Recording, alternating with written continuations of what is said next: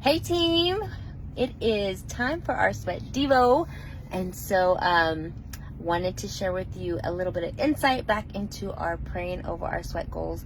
So we're talking about yielding to the process. I've shared with you step 1, which is trusting God. We talked about that, we broke that down, and then we talked about letting go of perfection.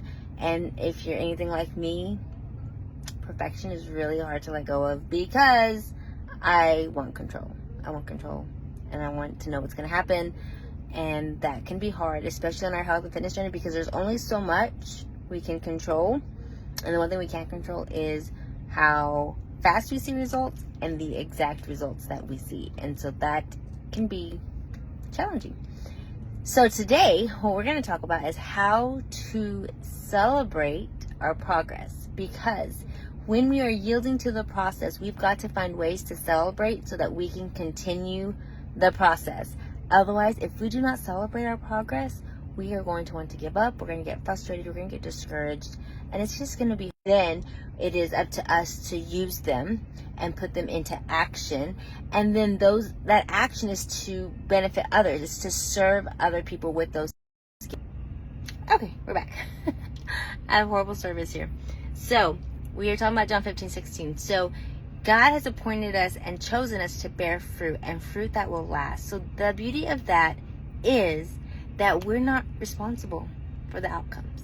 We are responsible for obedience. We are responsible to do what God has called us to do, to show up, to give it our best. And I shared yesterday, even if today's best looks different than yesterday's best, you show up and you do your best. You give your best, and you trust God to do the rest. You trust God to multiply the loaves. You trust God to make it enough.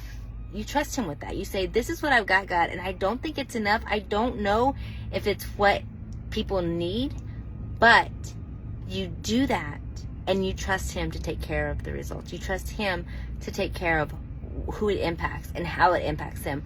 And I'll be completely honest with you, as a health and fitness, faith and fitness coach, that is the hardest thing to do, because I can't control what happens. I can't control what people do, how they receive it, if they take action. I can't control it. All I can do is present the tools, the resources, the encouragement, the accountability, and then I have to trust that they're going to receive it and then put it into action, and that the results will come. So I want to encourage you that there is fruit. The fruit will come whenever God chooses to bear the fruit. Okay, again, whole perception. So trust God to bear the fruit.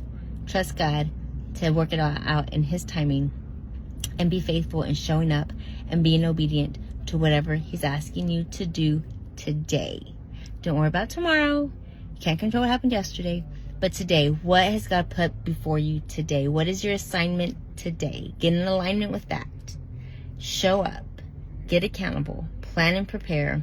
And then let God take care of the rest. And then celebrate. What progress are you making? What have you seen? What fruit have you seen that you can say, God, thank you for this. Thank you for this blessing. And then find a way to celebrate. Celebrate in a way that doesn't sabotage your progress, of course, but find a way to celebrate.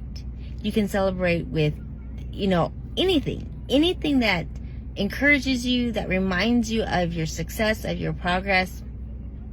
Find a way to give a shout out to yourself, to, like for me, sometimes I celebrate by simply resting. Literally, part of my celebration sometimes is, okay, I'm going to stop working. Now, honestly, that should be just part of my resting, but I'm still working on that. But sometimes my celebration is like, I'm just going to relax. I'm going to relax and do something that I don't normally do for myself.